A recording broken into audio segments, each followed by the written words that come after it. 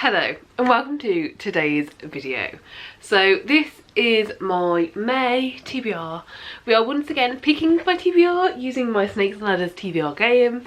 I will link January's TBR video up above. I'll also link it in the description down below. If you want the full rules, that's where you can find them. The very basic rules are I roll 6 times. I roll using an 8-sided die and I have a little counter. I start the game on the tile that I ended last month's for, and as I roll I go around and I do that 6 times. Each time I land on a square I select a prompt.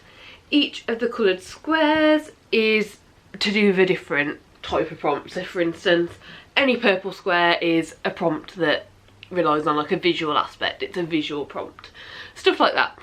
And if I land on a snake, I have to go back down the board to the end of the snake and I have to add a roll on. So if I was rolling 6 times, I'd now have to roll 7. If I land on a ladder, I'd have to go up the board, which is actually a positive, and I also get to minus a roll, so I only have to do 5 if I was doing 6. Those are the super basic, super simple instructions. There's a little bit more to it, but to be honest, if anything complicated comes up, I'll just explain it. That's the basics. So yeah, check out the January video if you want the full rules and everything in depth, what every card means, what's going on, all that jazz. But they're the basics. I don't think you really need to know much more if you know how to play Snakes and Ladders, the original game. It works the exact same way. We just get in prompts whenever we land on a square. That's it. Yeah, I guess we can just get into it. I don't think I have anything to add this month. I don't know how April ended yet. It's currently the 20th of April as I'm recording this. I'm trying to get it done a bit earlier, so not sure whether I'll have complete April, but either way I don't have any like punishments or penalties or anything like that, so doesn't really matter too much. This month in May I just want to take it a bit more chill, and to be honest, like, I've already done the rolls, so like I know what I'm picking.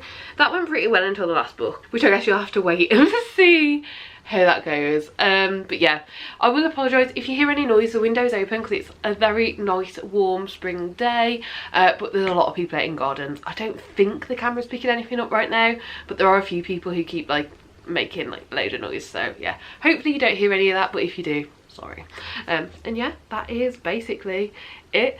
Let's get into roll number 1. Okay, roll number 1, we're starting on square 24, which is where we left off last month. So let's do the first roll. That is a 7. 1, 2, 3, 4, 5, 6, 7. So that is 31, which is purple. Purple is visual. The top of the visual is yellow cover.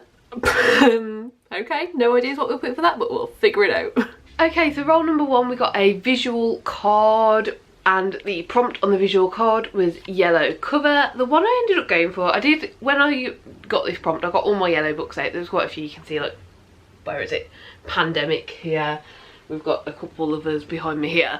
But the one I've gone for is The Colour of Magic by Terry Pratchett. This is the first book in the Discworld world. It's the first book in that reading order. If you open the front, it's the top one. And yes, that's basically all I know about it. I know very little, but this year currently the Around the Disc in 800 Days has started, and I believe by this point I'm meant to be on book 7 and I haven't yet started. This is book 1 and I'd like to get started and like try and get caught up within the next few months to where I'm meant to be in it. So yeah, that's the basics of it. On the back it says, the first Discworld novel. In the beginning there was a turtle. Somewhere on the frontier between thought and reality exists the Discworld, a parallel time and place which might sound and smell very much like our own, but which looks completely different, particularly as it's carried through space on the back of a giant turtle. Sex unknown. It plays by different rules. But then, some things are the same everywhere. The Disc's very existence is about to be threatened by a strange new blight, the world's first tourist, upon whose survival rests the peace and prosperity of the land. Unfortunately, the person charged with maintaining that survival is in the face of robbers, mercenaries and, well, death. It's a spectacularly inept wizard. It sounds so fun. I really hope I'm going to enjoy it and I hope I'm going to have fun with it. Terry Pratchett is an author that I've been told I will enjoy for a long, long time. I still have a book that like a family friend gave me in the Terry Pratchett world back here.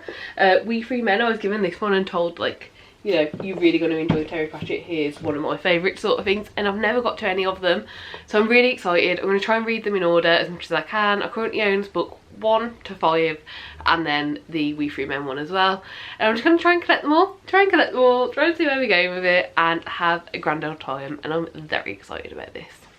Roll number 2, that is a 6, so 1, 2, 3, 4, 5, 6. That is a blue. Blue is game, and the top card on top of game is last letter, first letter. Okay, let's just continue to complicate things. Okay, yeah, we'll figure this one out too. Sure, great. I don't know, this could be okay. Yeah. Okay, so in roll number 2, we got a game card, and the game we are doing is last letter, first letter. So the first book that we picked out ends in a C. Magic is the last word, and that ends in a C. So we needed a book that started with a C. And what I've decided to go for is Caravel. This is one that I've wanted to read for a while. It's a YA series that I still think I'm really going to enjoy. I've heard a lot of good things both about this trilogy and also the current books coming out in the spin-off series. So yeah, I want to give it a go. I want to get into this world, see if I enjoy it, see if I want to invest more time in it, see if I want to get the rest of the books. I do own the rest of them in this series, but I don't currently own any of the spin-off series. And yeah, I just want to see if I'll have a good time. I think I'm going to enjoy it. I think so. I'm not entirely sure, but like it sounds like it's good. It sounds like it's got those vibes. So on the back it just says, remember, it's all a game. What happens beyond this gate may frighten or excite you, but don't let any of it trick you. Once a year, the infamous Master Legend hosts Caravel, open only to those who have been invited. This year, the week-long game is on Legend's glittering Isla de los Sueños. I'm hoping there's an audiobook, where the winding streets are an elaborate snow-covered maze and the people are never who they seem. At midnight on the first day, the show begins and the visitors become players. Each of them is vying for the coveted prize, a single wish. All they must do is unravel the mystery of Caravel, but in a game where danger hides behind every charming smile, winning isn't without loss, and their wish might be their last. I think that sounds so fun. I'm very excited by it. I think it's going to be a good time. I think it's going to be a fun time. Yeah, I think it's going to be just like a fun, fast fantasy series, and that's exactly what I'm after right now. Roll number 3 is a 3, so 1, 2, 3, which is green, which is other. So the first card on the other pile is a book that's been on my TBR the longest. Okay, I mean, at least, okay, we're halfway through the rolls and we've eventually got an easy-ish one to do. Okay, and then the third roll we got was an other, so this is just anything that didn't fit into any of the other prompts. Basically, it goes into the other pile, and the prompt was a book that's been on my TBR the longest. This is such an easy one. This has been on my TBR so long that last year it got put on my These Books for Self-Destruct, and it's the only book that's still here even though I haven't read it. It's quite easily the longest book on my TBR, and I really want to enjoy it, and I feel like there's a lot of pressure on myself to like this, which I think is why I keep putting it off. But this month will be the month, and that book is Eragon. This is a very well-known, very beloved series. It's a fantasy series and it's got dragons in. I love dragons. Like, dragons are like potentially my favourite fantasy creature. Not 100% sure, but like potentially it's up there. Yeah, so this is book 1 of the Inheritance Cycle. One boy, one dragon, a world of adventure. When Eragon finds a polished blue stone in the forest, he thinks it is the lucky discovery of a poor farm boy. Perhaps it will buy his family meat for the winter. But when the stone brings a dragon hatchling, Eragon soon realises he has stumbled upon a legacy nearly as old as the Empire itself. Overnight, his simple life is shattered, and he is thrust into a perilous new world of destiny, magic and power. Can Eragon take up the mantle of the legendary dragon riders? The fate of the Empire may rest in his hands. That just sounds so good. Like, oh, it sounds so good. I really want to read it. I really want to love it. I just need to find the time. Although it's not the biggest book, the writing in there is quite small and there are quite a few pages. So yeah, I need to put the time aside. I need to give it a good read. that wasn't a roll. Roll number 4. Ooh, another 7. 1, 2, 3, 4, 5, 6, 7. Oh, shitty bollocks. Okay. So all the way down to 16. We're adding on, so now doing 7 rolls in total rather than the 6. But let's pick up the genre-ish card for this. It's a mystery. Mystery for roll number 4. And then roll number 4, we got genre-ish, and that genre is mystery. So for this I need to pick out a mystery book. The one I've decided to go for is The Appeal. I've heard great things about this, and ever since I picked it up, I think last summer, I've wanted to read it. I keep almost reading it and not getting to it, so this month I'm putting it on my TBR to make sure I have time to get to it, because it'll often get to the middle of the month and I'm able to like add 1 or 2 books onto my reading, because I do normally read slightly more than 6, like 8 to 10 is my actual average amount of books that I read in a month, and this has been almost picked a few times. So this month we're going to actually read it and I'm so excited about it. It is mixed media. There are emails and telephone like text exchanges and post-it notes, and it sounds so fun. On the back, the like just tiny little post-it note just says 1 murder, 15 suspects, can you uncover the truth? And I think it's kind of going to be like a whodunit, but in the style of like you can play along as well, like you should try and figure this out as well. And it just, yeah, I think I'm going to really enjoy it and I'm really excited to read it. Okay, roll number 5 is 8, so which way are we moving here? 1, 2, 3, 4, 5, 6, 7, 8. Purple. Visual. Also the square we started on. Foiling on the book. Okay, that's nice and easy. We you know, a lot of books have foiling. Okay, cool. That was roll number 5. Okay, so then roll and prompt number 5, we got visual and we got foiling on the book. And honestly, a lot of books have foiling on. This wasn't a difficult one to do, but it was a difficult one to just choose. And the one I've decided to choose is The Invisible Life of Addie LaRue. This is a book I've wanted to read for a long time, and I eventually got it this Christmas time. And ever since, I've been trying to fit it in.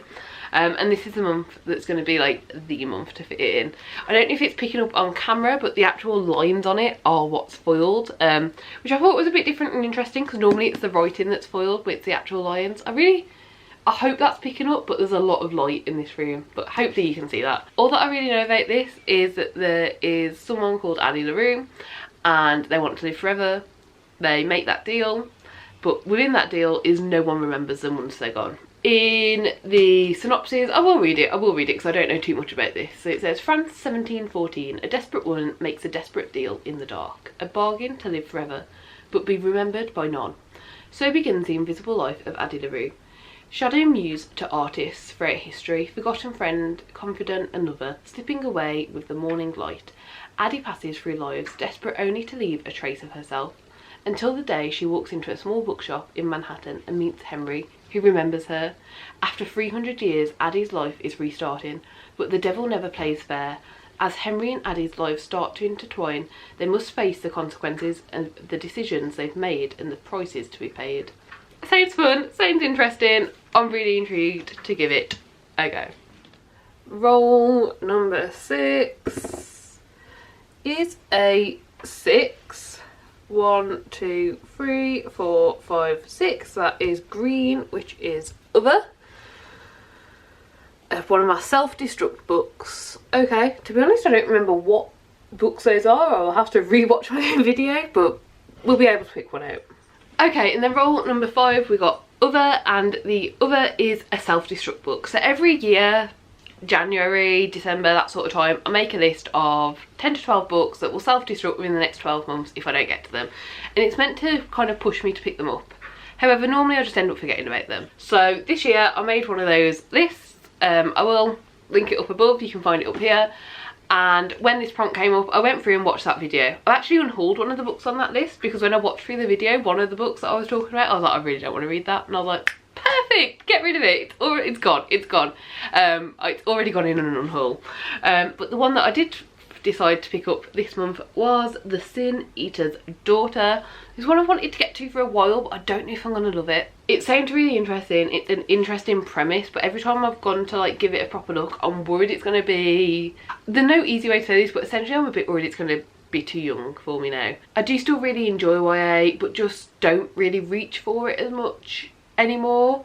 And this is one that I'm worried I'm going to start reading and be like, I just can't. I'm sure this is a great book if I'd have picked it up at the right age, and I still really hope I enjoy it. There's still, you know, a large proportion I still enjoy, but this one I'm worried about.